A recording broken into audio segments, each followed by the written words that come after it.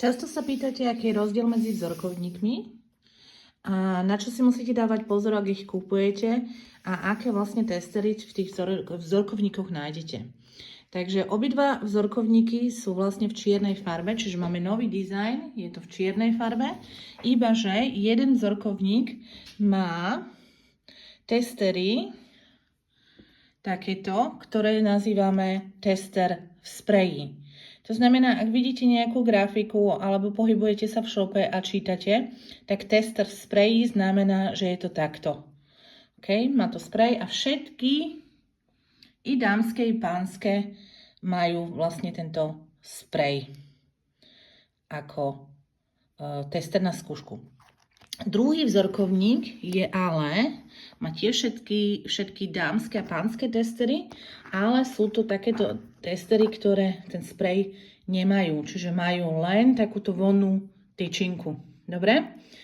A tieto nazývame tester v spreji a tento len tester. Dobre? Ak uvidíte grafiku alebo niekde budete o tom čítať. Tak to je tento rozdiel. Pričom všimnite si, že máme aj 10 luxusné vône. A tieto 10 luxusné vône sú v obidvoch vzorkovníkoch len v spreji.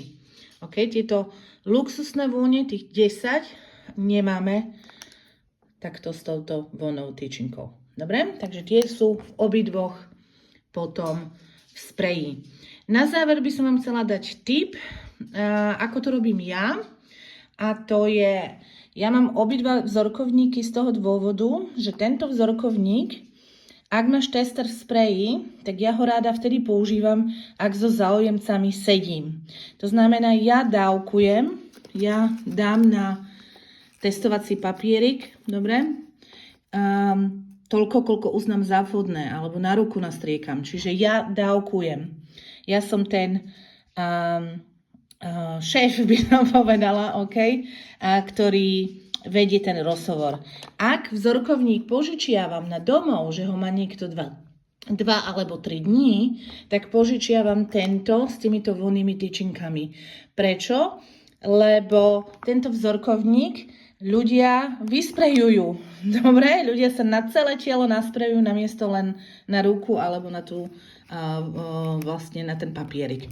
Takže bacha na to, toto robím, keď ja sedím so zákazníkmi a toto rada požičiavam na doma, lebo je to také, že cez tú vonnú tyčinku naozaj si to naniesie na zápastie a tento vzorkovník potom vydrží na takéto požičiavanie oveľa dlhšie.